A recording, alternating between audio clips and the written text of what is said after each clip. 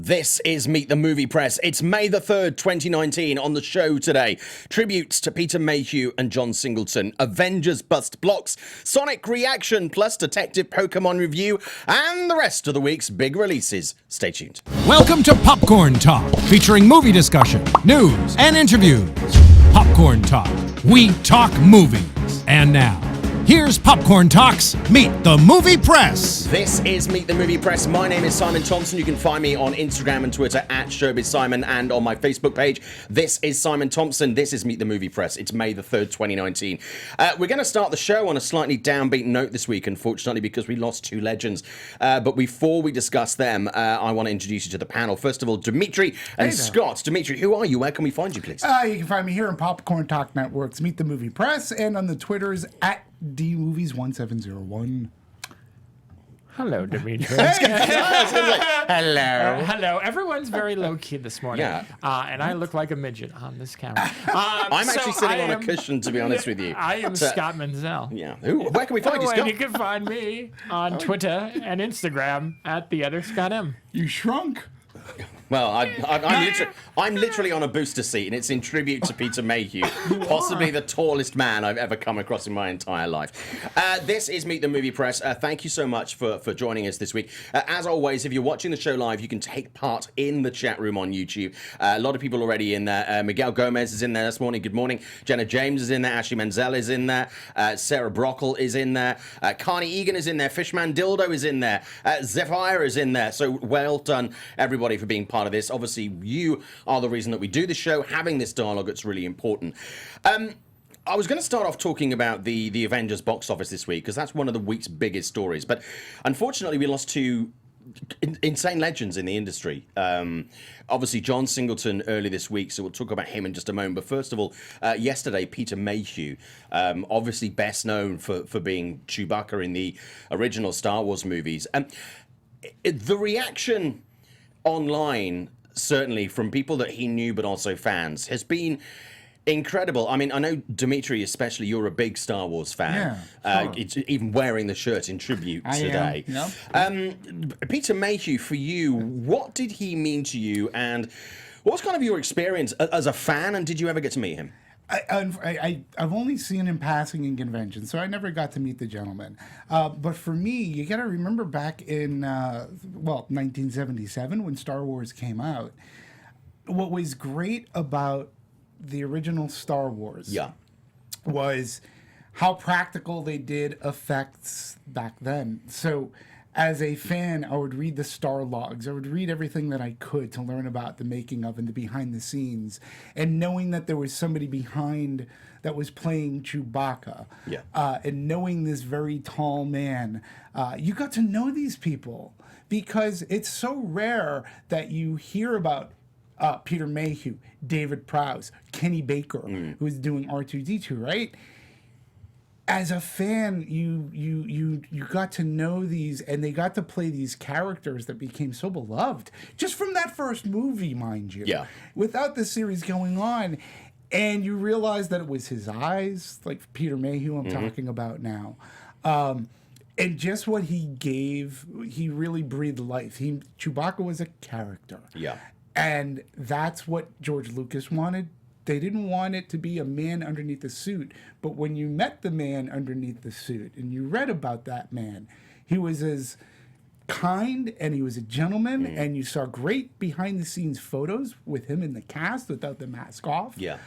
And as a kid, as an 11-year-old, it was just amazing to see. And one thing as well, certainly watching it, is the fact that obviously we're living in an age now where there's CGI. Right. There was an element of stuff that you could do back then, and even in the more recent history. But Star Wars, they used a really tall guy to play a really tall character, and really small people to get inside robots and play really and to do Ewoks and stuff. So it really was the purest form of physical theatre when it came to them. This wasn't a regular-sized dude on stilts in a big furry outfit. He was like 7 foot. Yeah. You know, it really was the real deal. Scott, And your feelings on this? He was also cast, too. I'm sorry. He was also cast because of his piercing blue eyes. Yeah. Because George Lucas felt, if anything, you have to see a Wookiee's eyes. Yeah. You have to see his eyes, because that is going to be his heart. That is why you're going to love you. This is like above and beyond a pet. You're going to love this creature, this character, this animal, this Wookiee. Yeah. And it's because of those sympathetic eyes that you can tell from when he was angry. You could tell when he was joking. Yeah. And that was all Peter Mayhew. So 100%. Scott, your thoughts on this? I mean, obviously, I'm not as close to the franchise as you are, Demetri. But that being said, I mean, there is something very unique about an actor who was able to play one character and be known for one character for almost 40, 50 years. You can probably count those actors in the industry on maybe two hands. Right. Maybe two hands. And I mean, to be so well known and respected because of which, I mean, that's a credit to him.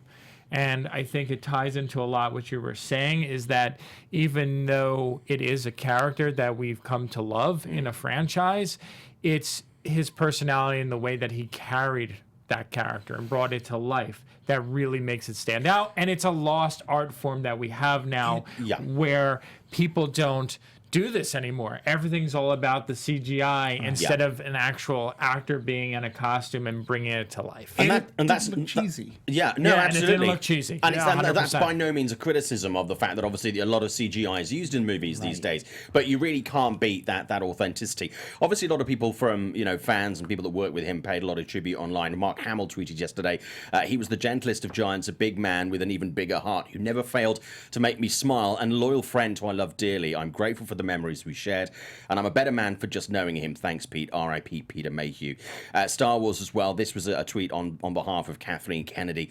We're deeply saddened today by the news of Peter Mayhew's passing. Since 1976, Peter's iconic portrayal of his loyal, lovable Chewbacca has been absolutely integral to the character's success and to the Star Wars saga itself, which is 100% true. And obviously Harrison Ford is among those people who've paid tribute. One that touched me today, actually, as well. I was reading this when I was having a bath this morning. Edgar Wright tweeted his brother. Thank you. Edgar Wright texted his brother about, obviously, Peter's passing. And Edgar tweeted, text with my brother. The only time I ever saw Peter Mayhew in the flesh was before the premiere of The Force Awakens. And I remember him coming on stage, but not the sweet moment coming off. This is the text that was between Edgar Wright and his brother. R.I.P. Chewie. Glad we saw him at Force Awakens. Absolutely. I'll forever remember Harrison Ford helping him off stage like a true co-pilot. So sweet, so sad. And that's it. I mean, this is really kind of where Peter fitted into the whole Star Wars thing. Is you see pictures of him dressed as Chewbacca, and you see the cast hugging him, and you would see him at premieres, and and I mean, there's no disrespect to people currently part of the new Star Wars, but you would see people getting giggly when these heritage actors would come by, the likes of Anthony Daniels, the likes of Peter Mayhew. And they get to experience this firsthand, the original Star Wars, and generation after generation know that he was the original Chewbacca. Yeah. You know? And think about how amazing that is, too. And it just goes back to what I was saying earlier. When Star Wars came out and the special effects extravaganza that it was one of the first times where making ofs were released in magazines and or books, so you got to see the people underneath. Right? It was a big deal. I can't think of another movie outside of the motion capture that happens today, right? Yeah. I can't think of another movie where audiences, if they chose to be knowledgeable about it, and fans, where they got to know Kenny Baker, where they got to know, look at Anthony Daniels. Yeah. Like, what else is he known for outside of C-3PO and giving character to that? 100%. So when we lose one of these people who breathed life into a character that was so beloved as the co-pilot, it says a lot for the franchise and for what it's done. And talking of people paying tributes, Jenna James is in the chat today. R.I.P. John Singleton and Mr. Mayhew, a.k.a. Chewie. Jodie saying hi. Kame, Chewie is co-piloting that great Millennium Falcon in the sky. A lot of people, Zeno our R.I.P. and thank you, Peter Mayhew and John Singleton. Senior Nerd, may the force be with you, Peter Mayhew. What a Wookiee. Kane Egan saying Peter Mayhew truly embraced not only his character, but the love of his fans, and I think that's really important as well. And we're gonna one more thing on this, Demetri, then we need to move on. Speaking of the fandom too, whenever he showed up, he did a lot of these conventions, and he was just beloved, and he would take pictures with fans. He embraced it, and so it really is it's very sad.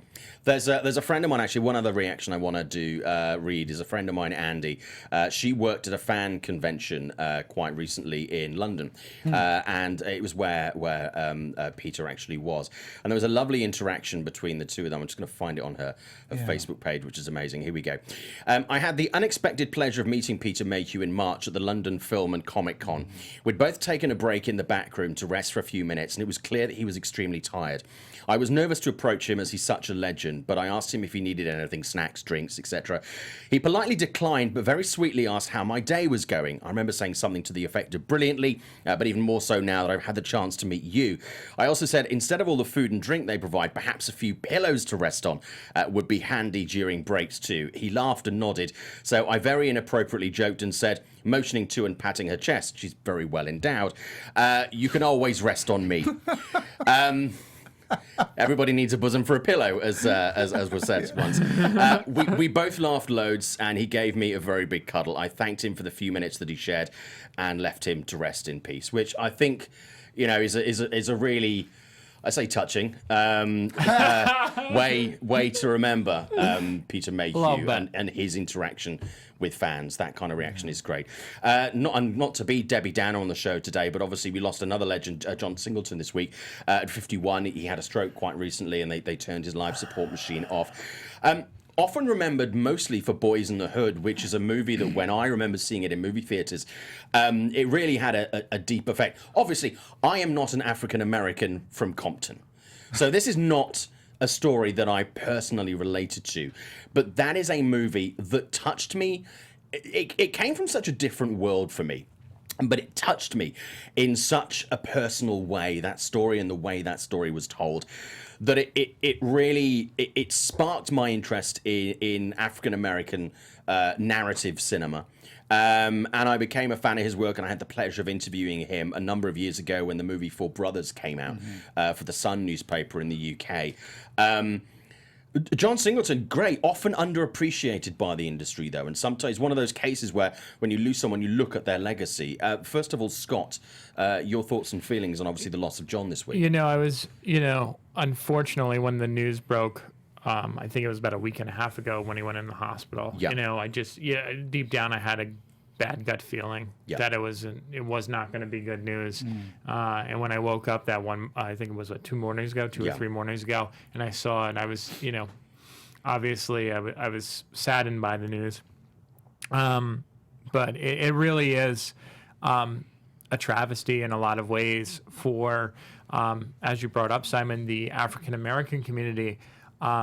I mean, Boys in the Hood, Poetic Justice, Higher Learning were all films that I saw at a very young age that really kind of showed me a different lifestyle. Even though I grew up in a household with, Black brothers, kind of seeing the struggles and like the realities of their life, brought on the screen so realistically and wonderfully acted and beautifully told stories. I think he was just really a master of that. It's funny you mentioned Four Brothers because I actually think it's one of my favorites of his. It's a great movie. It often doesn't get the love. I was going to say that too. Same here. Yeah, it's a really great movie. So. And I mean, he's been very consistent as a filmmaker. Obviously, in his later years, I feel like because of the industry changing a lot, he's gotten less and less work.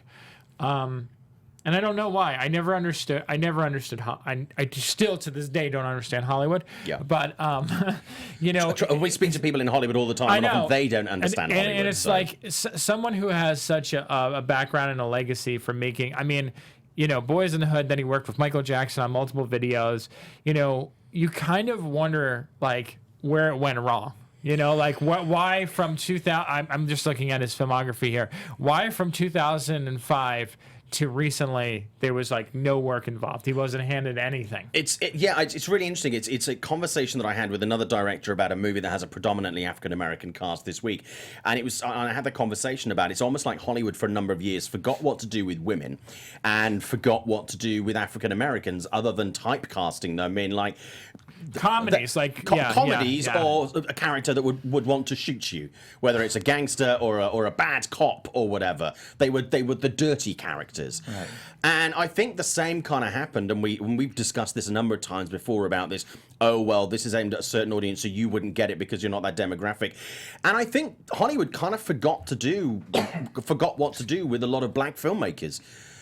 Because Hollywood didn't know what to do with black audiences. They didn't know how to service audiences. And I use black because it's not just in America, it's internationally.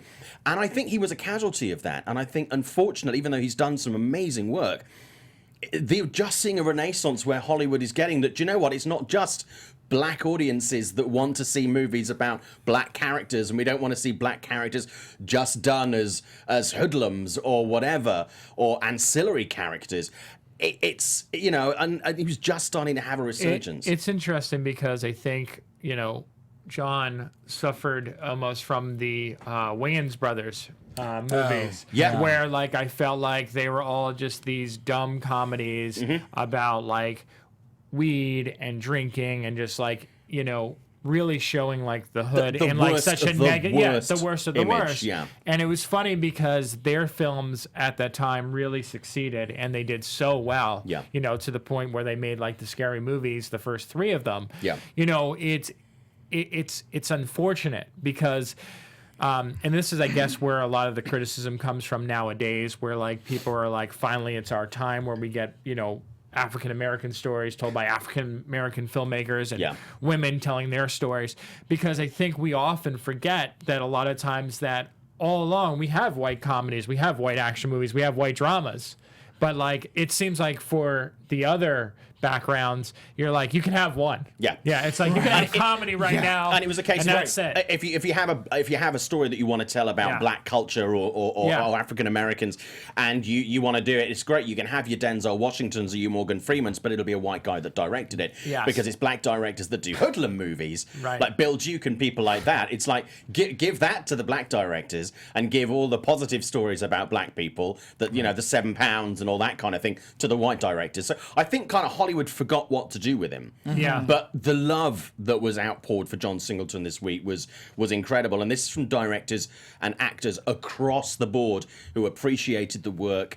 And he gave opportunities to people. Yeah. Even when he wasn't in the limelight, he used the light that he had to be able to push other people forward. And whether you're an actor or a director or a producer or a writer, he was there to fight your corner. Yeah, and don't forget too that what Boys in the Hood did was and it wasn't just for the black audience. I mean, just across the board, it introduced many people to this lifestyle. Like it brought this to light about the gangs and everything.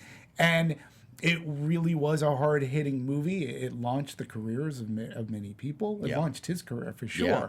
But he did go into. He had the unfortunate task of going into the second Fast and Furious movie without Vin Diesel, right? So, but he went along. He did Shaft. Yeah. And again, Four Brothers.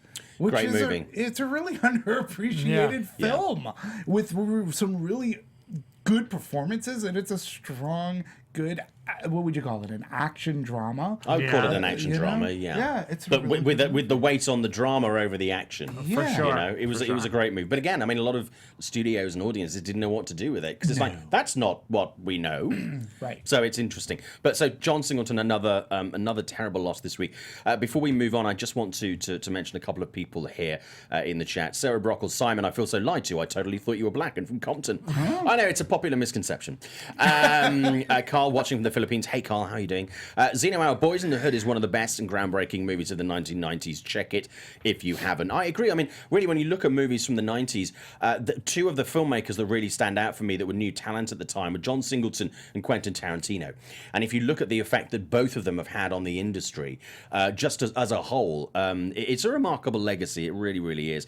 Fishman Dildo, they don't want to deal with people who are set in their ways and aren't willing to compromise. No, I think that's fair. Senor Nerds, Boys in the Hood is but also, to be fair, John was also someone who, having met him a couple of times on red carpet, he was a very genuine guy who loved working, wanted to work and tell great stories.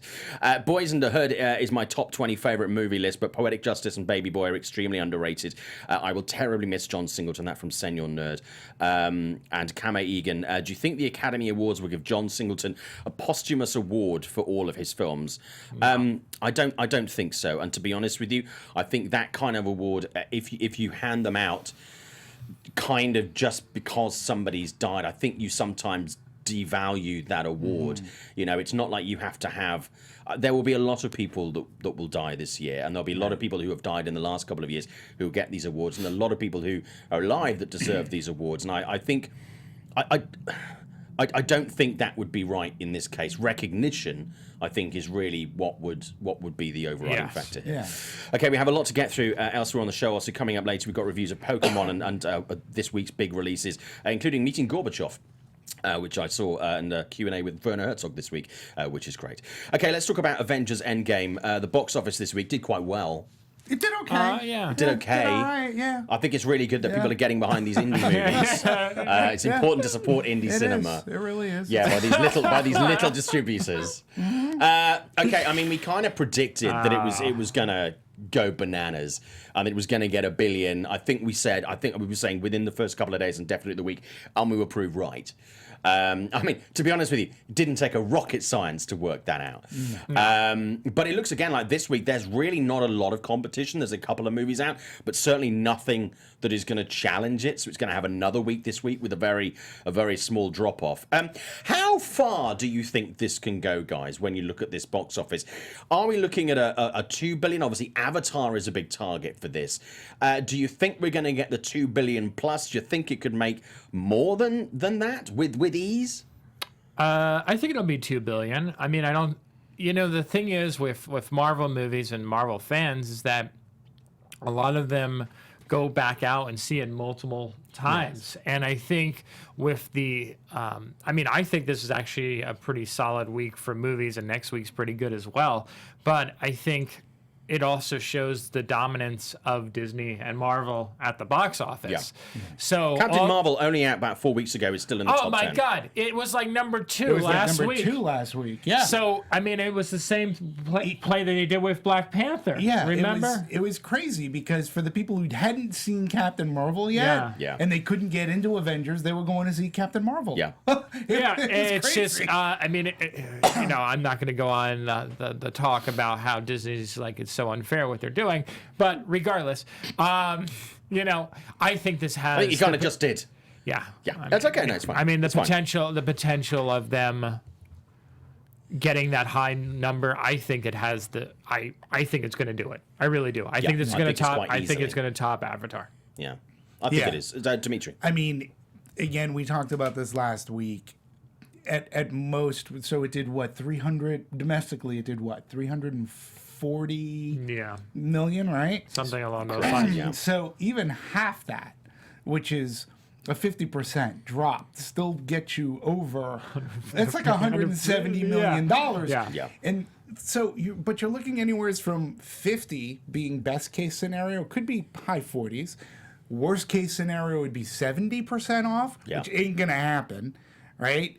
So you're still looking at a gross domestically of somewhere 150 plus. Yeah. That's crazy. And to this week's movies, as much as I like the long shot, you're right. People, number one, it's a wave. So people who couldn't see it last week or avoided the crowds or avoided theaters that had measles, they're going to go this week. Yeah. My best friend who saw it last week is taking his family I was going to say, I mean, there was I think it was Fandango actually did a survey, and it's got the highest number of return visits of any Marvel movie. Something like 75% of people who've seen it already are going back to see it again, either on their own or with friends taking people. I mean, this weekend's box office for this is looking at somewhere between 150 and 160 million in its second week, which is a drop-off from last week, but still there are many movies That's that opening weekend for almost 90% of movies, 95% they would of love movies. to have an opening weekend of that, and then of 150 to 160,000. And the thing is, I mean, yes, it does cannibalize this week's other new releases, because if you're looking at so we're looking at basically the top 10. This is according to Box Office Mojo. Avengers Endgame, it's a done deal. It's going to be number 1. So you're looking at 150 to 160. Long Shot is then expected to be number 2 with 12. Right. I mean, there's a little bit of a difference. A little bit of a difference there. Well, but Some disparity. Yeah. So it's kind of like. I also kind of feel a little bit bad. I'm like, why wouldn't you hold off Long Shot for just a couple more weeks? Or release it like maybe 2 weeks earlier. I don't know. They get locked into those dates, and that's what the problem is. And again, when you're locking in a date, right? Yeah. But you can change. I mean, historical. you can change these things. Like there's a Brad Pitt movie that was supposed to be coming out in like 3 weeks' time. Well, that's another story. Yeah. That's a Disney story. That's a different story. That's a Disney story. Yeah, because everybody knew that was going to happen. Yeah. Everybody was more surprised as why it took so long for Ad Astra to be taken off the schedule, and it wasn't like it was moved. They said it just disappeared. Right. Oh yeah. So, no, it's gone. But with Avengers Endgame, when you're doing this sort of thing, right? Yeah. You can only go by what you have for historical reference. So you're probably looking at Infinity War, and then you're probably looking at the weeks after Infinity War. Yeah. So this movie, nobody expected it to be. We all said it was going to be big. A lot of people didn't expect 1 billion worldwide within 3-4 days. Yeah. The entire weekend, right? So it's crazy. And once you're locked in on that date, it's summer. You have a commitment to get that out as soon as possible. It's counter programming. I think it'll do okay. But that's the bottom line. They're not going to change the date at this point because summer's crowded already. Yeah. And again, if you're looking at historical, But I mean, even long term, it's crazy to pick that date anyway when you know that there's a juggernaut. It's like sort of Fast and Furious, and someone's got a Maserati, and you go, "Don't worry, I got my smart car. We'll be fine." I'm always surprised by this. In all fairness, I mean, I get what you're talking about with the counter programming, but the thing is that sticking a movie like that, I mean, almost all the releases this week, in the middle of summer, in between the Avengers and Pokemon and John Wick and Lion King and Aladdin, it's just everything else is dead. May is a month of big guns. This year it really is. There isn't another rated R movie if somebody has already seen Avengers, which many have, that they may want to go to. Yeah. Again, this is where that counter programming works. That's why you can release a chick flick like after or against an Avengers Endgame. I wouldn't want to be the Hustle right now. No, I wouldn't want to be the Hustle right now. But I'll be honest. Again, that's another movie that who knows that's even coming out. Yeah, I know. I had that conversation with someone this week. But I mean, you mentioned the Avengers movie and you called it Infinity War a couple of seconds ago. I think you mean Endgame. No, I meant. Oh, you did mean Infinity War. Because I was talking about historic. The only historical reference you have is Infinity War. That's fine. I actually joked on Twitter the other week about the fact that the box office is now going to be divided into 2 times. There's before Endgame and after Endgame. And I think that's very much the case. I mean, this week it's get out of the way. I mean, there are movies I kind of feel sorry for all the other movies coming out this week because there are some good movies, some really well-reviewed movies coming out this week, and they're just going to get swallowed up. So, I mean, I think obviously, I mean, you guys, I agree with you. I think it's going to be over 2 billion quite easily. I really think it's going to surpass Avatar. I think we've seen from the strength and the renewed energy it's giving the likes of Captain Marvel. I think it's just going to be, it's going to run and run. And I think the clever. I did wonder if Avengers Endgame was going to cannibalize Captain Marvel and it was going to drop off. But in fact, I think it's done the opposite with that character, because now I think people have seen more of Captain Marvel. People who are like, meh, not too fussed, are then getting a bite of this Captain Marvel cherry and going like, maybe I'll go and see a full movie based on her right away. So I think it's kind of shrewd marketing. But the downside is I was going to the farmers market last weekend. God, that sounds middle class. Going to the farmers market in Hollywood last weekend. And my wife and I looked in the window of the arc light, and it's like everything was like Avengers Endgame, Avengers Endgame, Avengers Endgame, Avengers Endgame, Curse of La Llorona, Avengers Endgame, Shazam, Avengers Endgame, Avengers, Captain Marvel. And it was like, oh, come on, man. Well, I went to Chicago, and they had this Avengers recruitment center set up over there, and then they also had the poster. You sign up? No, I did not. But the poster was all over. I went to the airports. The poster was all over in there. It's like, oh my God! Like they made sure. It was that an event picture. Yeah, that you cannot avoid and it. Don't forget the social media, too. Most every talent or celebrity has gone on saying, just saw it, awesome. And it just pushes that wave. It is the most tweeted about movie of all time. Yeah.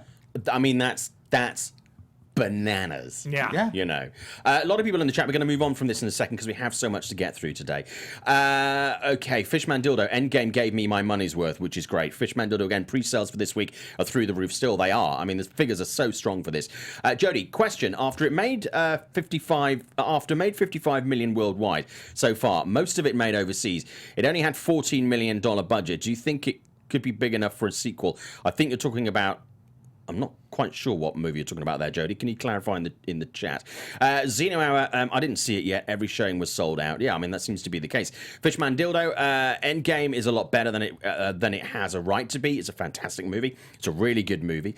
Sarah saying, Demetri, summer is crowded till August when we ran out of summer movies because they released them all in March and April. I think that's true, actually.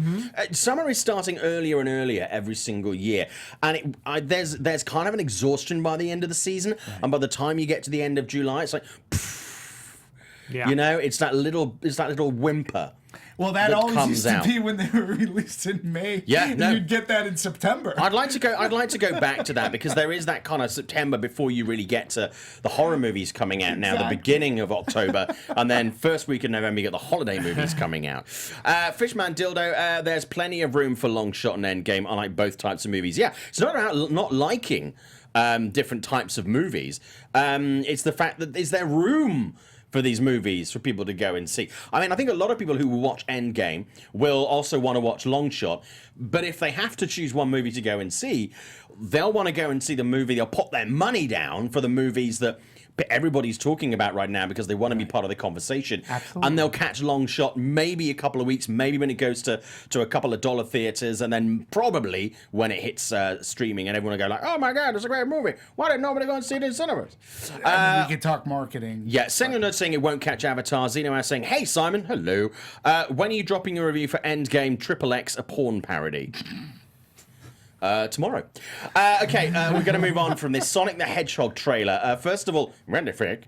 And secondly, the reaction obviously came through yesterday on this, where the director of the movie is saying, we get your reactions. Everybody freaked out. The trailer didn't look good for the movie, full stop. It did not make me want to see this movie. A lot of people don't like the look of Sonic, and they don't like the teeth. Sonic has teeth. People don't like that. So the reaction online, the director's gone, okay, we hear you. We're now going to go and redo Sonic. You know, what degree, we don't know. But they're going to redo Sonic, so I think it's bye-bye TC Pegs. But for me, this is really interesting. It sets an interesting and potentially dangerous precedent in the industry where fans see a trailer, they see footage from the movie, they go, me no likey. So then a movie studio goes, okay, great, we're going to change it and we're going to give it what the fans want. Can be quite dangerous. Because once you start to go down that road, especially in a time where we've got man babies boycotting movies, for me, I'm kind of like, I know, oh, holy crap, it's Sonic. I don't know. Guys, give me your thoughts on this. Demetri, first of all. Sonic the Hedgehog, look. It's not a movie we need. I didn't say we needed it. Well, no. So it was at CinemaCon, and they did a fairly big presentation of Sonic the Hedgehog. Yeah. And when the presentation got really good is when they focused on Jim Carrey. Yes. And that actually made me want to see the movie. Okay. Because it's the Jim Carrey we haven't seen since like Ace Ventura. It's that silly Jim Carrey. So when he came out on stage and they recut a trailer that was all focused on his character, Dr. Robotnik, and I'm like, that's the movie I want to see. The Sonic stuff, I was like, okay. It's bottom line, it's Sonic, huh? It's funny. I was gonna say that because we saw that we were sitting next to each other at CinemaCon, and I literally I turned to him when that trailer played, and I was like, that does not look good. And then Jim Carrey came out throwing popcorn in his face, and then they showed this the same length trailer with Jim Carrey, and the reaction went from to yeah, I want to see this movie.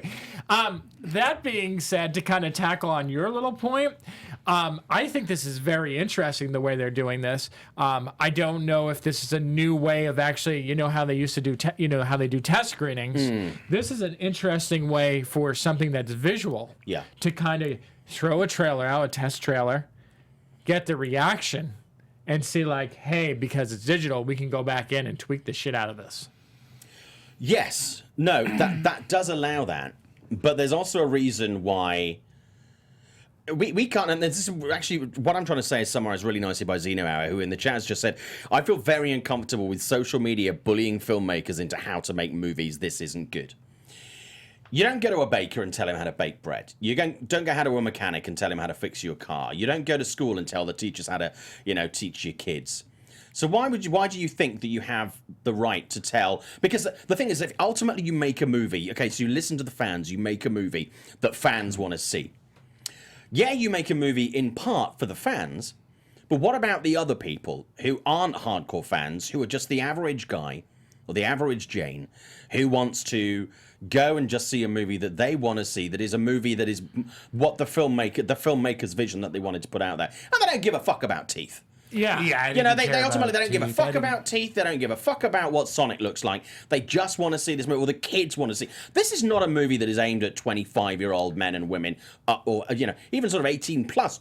The average, sure, there's gamers, but generally not. Yeah. And if you start making a movie for these people that is basically almost like fan fiction, you do run the serious risk of alienating those other people who aren't part of that hardcore fandom. And they're not going to potentially. I'm not going to know either way. Okay, I'm not going to know either teeth, no teeth, whatever. I've played the game sparingly at best. Yeah.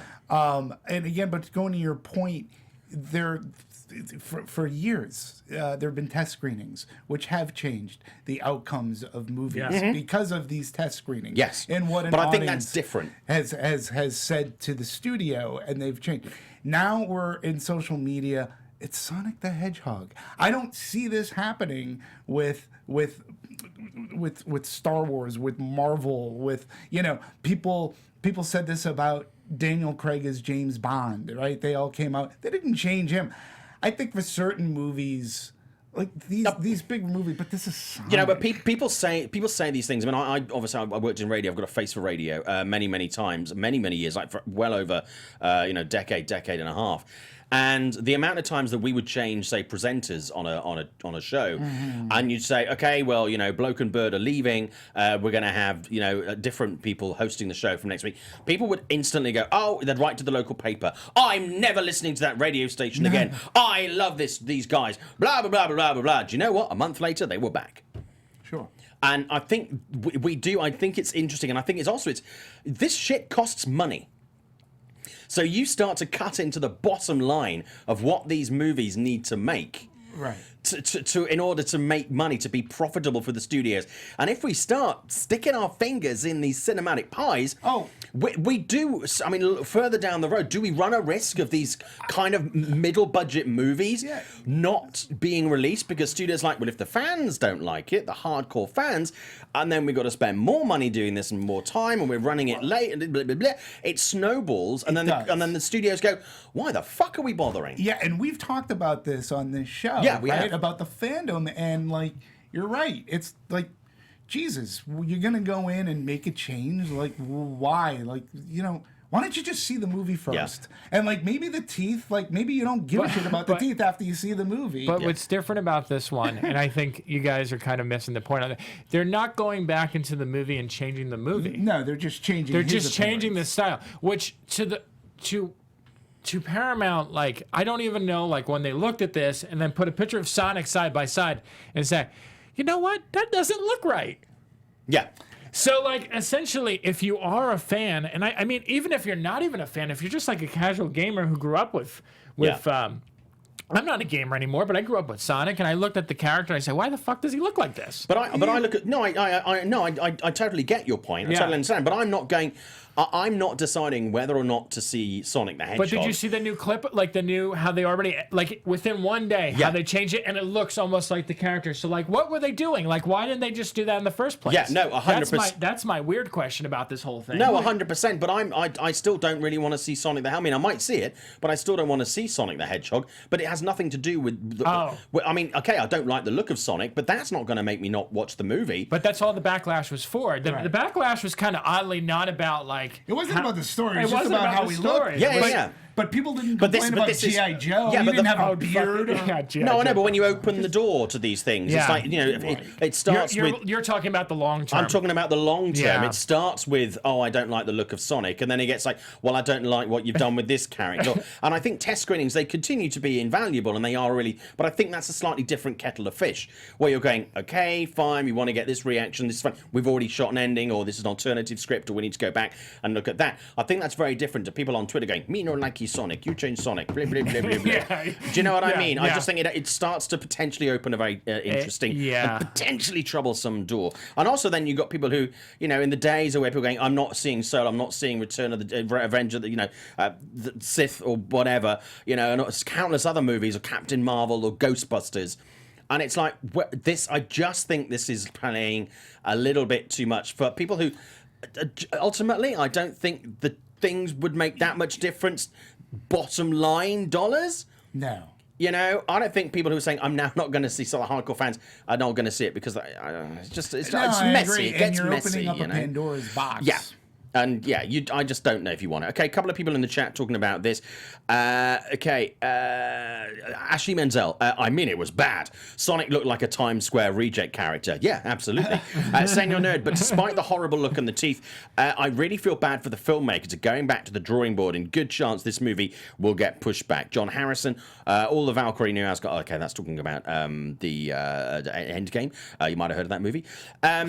Yeah, it's Jenna James. It's kind of what happened with the James Gunn situation. Yeah, no, it's not too dissimilar to that. Obviously, it's a different context, but yeah, I mean, it's trial by Twitter. I can understand why the director wants to make the changes. I don't understand who okayed that design. No, I agree. I agree with you on that. The trailer was like 500,000 dislikes. Yeah, but I don't think it was because of 500,000 dislikes. Isn't just about the look. But of also, Sonic. I'll be honest with you, and we get this on That's the a lot. but we Yes, get this. it is. In all fairness, it is because it started. If you remember when the poster for this first released, everyone was complaining about the look. And that's the thing when you have I mean, it is. It's toxic fandom. Yeah. But what happened was, they should have known from the from that freaking poster. Yeah. That okay, people are not reacting well from this. Let's change the look before we release the trailer. Yeah. I don't understand. I don't think it's all look. You tweeted about your dismay to this trailer. I just think the movie looks awful. Right, so... I mean, bottom line. And I think that there is... I'm happy to be proved wrong on that, by the way. Yeah, I think there's a good handful of people who might think the same way. Yeah. I think, But also, I don't expect... but it's that not... Jim Carrey trailer looks great. I want that movie. But I don't expect, when I don't like a trailer, I don't expect a jumper to go, yes, sir, yes, sir. It's not Subway. Right. You're not picking what you have in your sandwich. This is someone else's creative vision. Now, don't go and see the movie or see the movie, but I don't expect anybody to go, well, I think you're fine. I mean, if we did that with... oh my God, can you imagine what would happen with the likes of, Harry Potter? Oh, you change this from the book. I don't like this. I think you'll find actually, and then this is, well, in this thing, it's like, God knows. That's what's happening, though, with Fantastic Beasts right now. I know, and the thing is that at the moment, the industry isn't going to that. Yeah. And if we start buckling, that bridge over the River Kwai is going to come tumbling down. Yeah. And that concerns me. Yeah, and it's tough because you want to serve the fans to an extent, but again, it goes to what we say about they're a small group, right? Yeah. You have to. But they're entertain vocal, the dude. masses. That's the They thing. are They're vocal. Yes. That's the thing. But they don't necessarily mean box office. No, absolutely. Do you know what? There's no guarantee that they're going to pay $15 to go and see the film when it's out anyway. Right. So Exactly. let's not get fucking excited And about watch these the people. movie first because Well, you might like it. Yeah, you know what? you might I'm like like, it. hey. There are countless movies, and one of them we'll talk about in just a moment, because we've got so much to get through before we get to the reviews. One of them was Detective Pikachu, which I was like, we don't need this movie. Thoroughly enjoyed it. Another one was Spider-Man Into the Spider-Verse. I really did not understand why that movie was being made. I thought it looked awful. Saw the movie, one of my favorite movies of last year. Very quickly in the chat, BlackRock316. I can understand why the director wants to make changes. I don't understand who okayed that design. I've already read that one. Zafira, Sonic's look is terrible. I'm just a casual fan, but gosh. John Harrison, it really started with Cavill's moustache. Cavill's moustache was certainly that was the fart in the elevator. Yes. That was the fart in the elevator that kind of everybody knew it was there. Nobody really wants to own up to why that was done. But yes, I think that's a catalyst. John Harrison saying Sonic never started this problem of meddling. No, it didn't. But what I'm saying is this is the start of things to give. Fishman Dildo, oddly, this hashtag Teethgate might actually help Sonic at the box office. Do you know what? I don't think it will, because I don't think the average person is going to go, oh, well, they've taken the teeth out, therefore I'm going to go and see this movie. I don't think it'll have that much difference. And I'm going to say, I think this movie is going to do okay. I don't think it's going to block any buses. I could see it flopping. That's the point. We need to move on from this, Demetri. Sorry, we need to move on. No, We've I'm got just so much saying to do. it's tough. We haven't seen it. If the movie's good, it'll do okay in the box office. Absolutely. And it might be, oh, that surprising movie of the year, but I don't know if that's going to happen. No. Okay, very quickly. Quentin Tarantino, Once Upon a Time in Hollywood, is going to premiere at Cannes. Tarantino and Cannes. They have a history. What do you think about this? Are you quite surprised, or? I think this is one of the strongest Cannes lineups in quite some time. Yeah. And they needed it. Yeah. Because I feel like after the last two or 3 years, and oh my God, it was just bad. And we were talking about this. I was talking to a lot of people of LAOFCS. It's amazing because Cannes is a festival that no one besides people in the industry and celebrities care about. Nobody. So this year, with Rocket Man and this movie going there, I expect a lot of talk out of Cannes this year. Yeah, I think it's going to be, and I think it's a bit more accessible this year than it has been in the last couple of years as well, with the content that's there. A lot of people look at Cannes as like, fancy foreign movies, as a little bit snobby, and I think this does open it up and make it, without taking away from what Cannes is, I think it makes it a little bit more everyman, that I think is going to be hugely beneficial. I agree with you. Demetri, on this very quickly. Yeah, no, I agree. I think, they've had a history, so it's not surprising at all. And for the lineup, it's going to give some weight to the lineup that they have this year. And I think there will be a lot of talk coming out, and it's a great way to. They obviously feel good about the movie to be showcasing it at Cannes. And it has the feel from the trailer that it's the kind of movie that would fit in well there with the general style, the tone. I think he's a director who hasn't obviously, Hateful Eight didn't go down particularly well with a lot of audiences. Wasn't his biggest hit by any stretch of the imagination. Really, he hasn't done anything that's been sort of almost unilaterally acclaimed since Django Unchained, which was, a few years ago now. That was, 5 years ago? So I think this is really going to be, and obviously, people talking about the opus for his career, so I think it's really interesting. And it brings that art level of Hollywood for major studios and major directors to Cannes, which Cannes tends to love. And it certainly is a better fit than some of the big movies that they've kind of shoehorned into Cannes over the last couple of years ago. Hey, let's try and look popular, everybody! And it's like, that stands out like a like a sore thumb. So, one thing in here actually, Sonic is a video game character. Just going briefly back to Sonic. John Harrison, Sonic is a video game character. I'm well aware of that. And video games are the biggest form of entertainment in the world with rabid fandom. I'm absolutely aware of that. However, that generally doesn't translate to box office. Never. Yeah, very rarely. For the biggest form of entertainment with some of the biggest money behind it and coming out of it, trying to get those hardcore fans to sit down in the seats, even when you deliver, is difficult. They've tried. They've tried. God knows they've tried. They've tried. And audiences reject it. And it's not just about the fans. You've got to get other people in there. There's the rub. There's the rub. And who doesn't enjoy a rub? I just want to do a little bit of self-promotion. By the way, if you want to follow the show, you can follow us on Twitter at Meet Movie Press. We continue the dialogue there every week. We appreciate it. And of course, if you want to rewatch the show, if you're watching us on YouTube, we would love to hear from you in the comments section.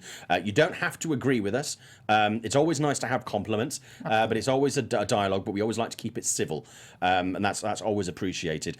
Okay, guys, very briefly before we get to this week's reviews, Willow's sequel has been confirmed to be in talks for Disney Plus, which is great news. Guys, I rewatched Willow recently. God, that's a good movie. It's fun. Is it great? It's a lot of fun. Yeah. Don't make a lot of movies like that anymore. They really don't. And a quick plug for something I did this week. Tony Todd. I did a piece with Tony Todd. And got some very nice feedback, actually, from Tony.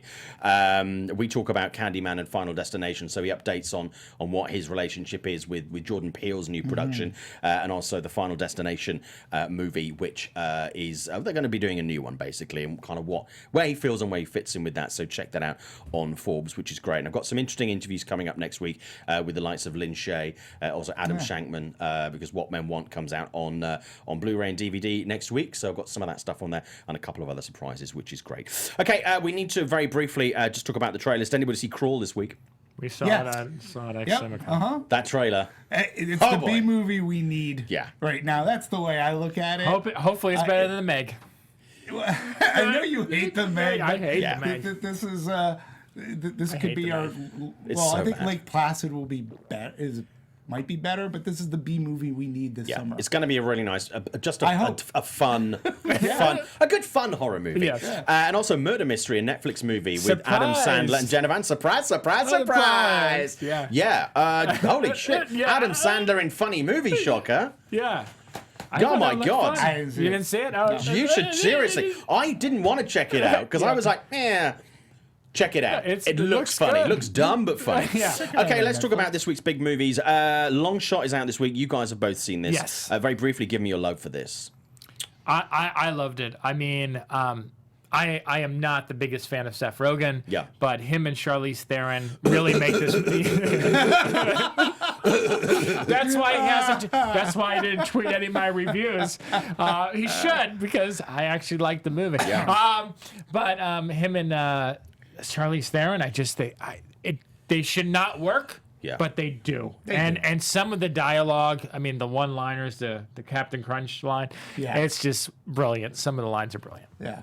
Look, to me, it's a throwback kind of a movie because it follows the formula of the romantic comedy from the 80s and 90s, but it has today's sensibilities, and it really straddles that line because it doesn't go overboard with raunch, and it really focuses more on heart. And the relationship, and the both of them really work. We know that Charlize Theron can do comedy, and she really does shine here. And she loves doing comedy. She doesn't get offered enough of them. I had this conversation with her last year at Gringo, and she's like, "I love doing comedy, but she doesn't really get offered a lot of them." Yeah, and she's good at it. She's really good at it. So. Yeah, the movie works. I mean, it could have been tightened up here or there. It's not 2.5 hours long. Yes. Which some romantic comedies. Yeah. So that's a plus for it. I think if people go to this movie, they're going to enjoy it. Yeah. They won't be highly offended by it. No. And the movie works because you believe in them, and it has a lot of heart. And it's nice to see. This is what I think people, when I say I don't like Seth Rogen, is I think Seth Rogen is very over the top whenever I see him in a movie. This is kind of like a little bit more toned down, so then his natural charm and charisma comes out, which is in there. We've seen it in a number of his movies. I know, like, and it's Doesn't it's get just to see it few very and often. far between, and that's why I think this works. And I mean, even the supporting cast, like O'Shea Jackson, Sure. that guy, I don't know how he's not like like one of the bigger actors right now, because that guy is like on point and everything. Even Ingrid Goes West, he was great in that. Ugly Dolls, thumbs up or thumbs down? We're just going to do on this one. Didn't see it. What is it? Ugly Dolls. Don't worry about That's it. showbiz. Also, Meeting Gorbachev is a documentary that I saw this week. Werner Herzog was doing a Q&A afterwards at LACMA here in LA. You know me, I'm a big fan of documentaries. It's an area that I'm moving into myself as a filmmaker. Seriously, if you don't know a lot about this period in history, or even if you do, it's a really fascinating profile of Mikhail Gorbachev, who obviously used to be the guy who ran Russia. He was a big honcho in the Cold War. It's a really fascinating profile. It's one of the last interviews that he's ever going to do. In fact, after this documentary with Werner, he said that he's not doing any more interviews with the media. It's really touching. It's really interesting, and it's a really interesting snapshot looking at how the world is today politically, and not just here in America, but also around the world. It's really interesting to look at how relationships like that were managed effectively and why. If you can find it on a big screen, it's worth checking out. Also, Hail Satan is still out at the moment, and that's one of my favorite movies of the year so far. But Meeting Gorbachev is even if you don't check it out in movie theaters, do check it out when it's streaming very soon. I'd be interested in seeing It's seriously, dude, it's worth checking out. It's a really good movie. Okay, we've got a couple of minutes left. The screen's gone off in here, but I know we have just 3 or 4 minutes left. I want to talk about Pokemon Detective Pikachu, because there are some preview screenings that are taking place this weekend. We'll do a full review next weekend. This is a movie that I really wasn't expecting to be particularly good. I kind of, when the whole thing was initiated and announced, I remember thinking, oh God, I talked about it on the show. I really thought it was awful. That is one of the really pleasant surprises of the year. That movie is I mean, I didn't love it as much as some people, but that is it's a sorbet movie. It's a real palate cleanser. There's a lot of fun. It's quite cheesy and it's quite basic. But seriously, there are some great comedy moments and a lot more heart than I was expecting with this. Aimed at a younger audience, but there's so much in there for the older audience to get in bed with. It is genuinely a really pleasant surprise. Scott? Yeah, I had the exact same reaction that you did. I remember hearing about this, having brothers who grew up watching the animated series and playing with the cards. You know, I knew what Pokemon was, but I wouldn't consider myself a fan. Yeah. When we went to see this, like I think 2 weeks ago at this point, I was shocked at how enjoyable it was. And I mean, it makes you feel, I know a lot of people say this, but it really does make you feel like a little kid again. Yeah.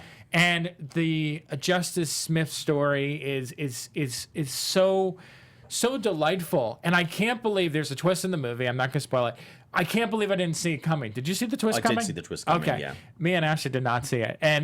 But I just thought it was just made for. This is a perfect example of how you can make a movie for fans, yeah, but then make it for an audience of all ages. There's something for everyone in this film. Paging Sonic the Hedgehog. Paging Sonic the Hedgehog. And I think Ryan Reynolds was fantastic as the voice of Pikachu. I didn't think that was going to work. I'll be honest. He has the sass that he has in Deadpool, right? But toned down. But it's beautiful. Yeah. And I mean, just the little other Pokemon characters, they all kind of play great into the world, and they all have their own like little jokes. Nothing is shoehorned. No. Nothing is shoehorned. It's really nice. And there's a lot. I mean, there's a lot of mystery to the movie. There's a lot of like it kind of plays like an episode of Columbo in a weird way. Just one more thing. Yeah. I couldn't believe how entertaining it was, and I thought visually.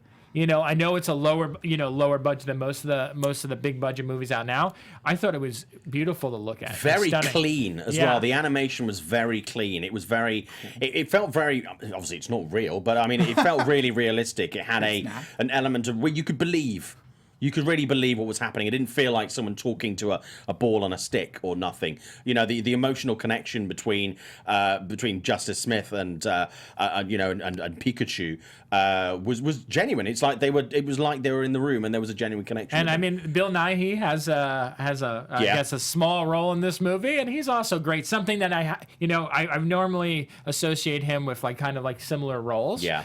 This is a little bit different for him, so it was a nice change of pace. But all the characters in there had a reason for being there. Yes. You know, there wasn't like anybody was relegated. It was a Pikachu movie with other people in it. Mm-hmm. It was really roundly finished. I think that, to me, as a good piece of filmmaking, it's not high art, but that's someone doing their job really, really well. And there's nothing wrong with good pieces of commercial filmmaking. Yeah. Nothing wrong at all. And people are asking, Jenna James is asking, with the early reviews on Detective Pikachu, do you think that we'll get live action, as mentions various other things like Monster Rancher? Do you think we'll get those live action next? Yeah, I think potentially with the likes of Yu-Gi-Oh! And Digimon. Maybe. I just hope we don't get overrun with these like we tended to do in the early 90s, where it was like, hey, every computer game or every trend, let's make a movie. Because I think trying to catch this cinematic lightning in a bottle for a pop culture phenomenon, especially when Pokemon, while it has a consistent fan base, has tended to go in and out of pop culture. Yes. But I think it's done really well, and they've captured it nicely. Demetri, very quickly. Recently regarding Pokemon, I mean, once that game came onto the cell phone, Pokemon Go? Pokemon Go with the what do they call it? The virtual reality thing. So that brought in a lot of, I'm gonna say, old, like not just young kids. There were older teenagers to people in their 20s playing that. Yes. Because of the technology. So I think that brings in a whole new set of fans, and it looks like the movie is tracking, from what I read, to do around 80. Yeah. Which I think, I told Warner Brothers, deserved. I think this is going to be like a start of a new franchise for them. Yeah. But again, like Simon was saying, I don't want this to like, all right, let's bring everything back. Like, it doesn't work. Why it works is because people were looking at this and they weren't quite sure, and the fact that it actually delivers means that they did something right. It can't be Lego movies. Stop doing this. And not to give too much away, because I don't want to be a big, I don't want to be a spoiler. It's going to be difficult to carry on from this character. Yes. We'll have to see which other characters they pick, and I wouldn't want to see a retread. Pick another character from this poker world and go with one of those. I won't tell you any more than that. Before we wrap up the show, Jenna James in the chat, congrats to Ryan Reynolds and his wife Blake Lively. They're expecting their third child. They are. Congratulations to them. Senor Nerd, my 90s heart is full with joy knowing that a live-action Pokemon is getting great reviews as Zephyra. I just hope there aren't any Pikachus slapping each other. I'm not going to say anything about the movie, apart from the fact that it's awesome. Kamei Egan, I wasn't sold on Detective Pikachu, but after seeing some of the trailers, it's Ryan Reynolds that sells it. Do you know what? There's so much else in there. It's not just about Ryan Reynolds. It really is the epitome of a team effort, almost like an ensemble cast where half the characters don't fucking exist. And Scott Boswell, Ryan Reynolds has total control over his Canadian kindness powers. That's a boot right. Absolutely, Scott Boswell. Thank you so much, guys, for being on the show. Obviously, again this week, for people that don't know who you are, Demetri, very quickly. Right here, Popcorn Talk Network's Meet the Movie Press. You can follow me in the Twitters at DMovies1701. Scott Menzel. Hi, you can find me at WeLiveEntertainment.com, of course, right here on Meet the Movie Press, and LAOFCS Weekly at 11 a.m. today. And my name is Simon Thompson. You can find me at ShowbizSimon on Instagram and Twitter. Thank you so much for being part of the show, because without you, there is no show. We really appreciate it. Tell your friends, like, subscribe. You can catch us on so many platforms, it's ridiculous. And we will be back again next week. Don't forget to Spanker de Mayo. That's what it's called, right? And tomorrow, May the 4th be with you. Absolutely. And Xeno Hour, just realised Extremely Wicked is out on Netflix. It is, and apparently it's great. We're going to watch it this week, and we'll talk about it on the show next week. Guys, have a great weekend. Thank you so much. It's because of you that we're here. Tell everybody. From producers Maria Menounos, Kevin Undergaro, Phil Svitek, and the entire Popcorn Talk Network, we would like to thank you for tuning in. For questions or comments, be sure to visit popcorntalk.com. I'm Sir Richard Wentworth, and this has been a presentation of the Popcorn Talk Network. The views expressed herein are those of the hosts only and do not necessarily reflect the views of its owners or principals.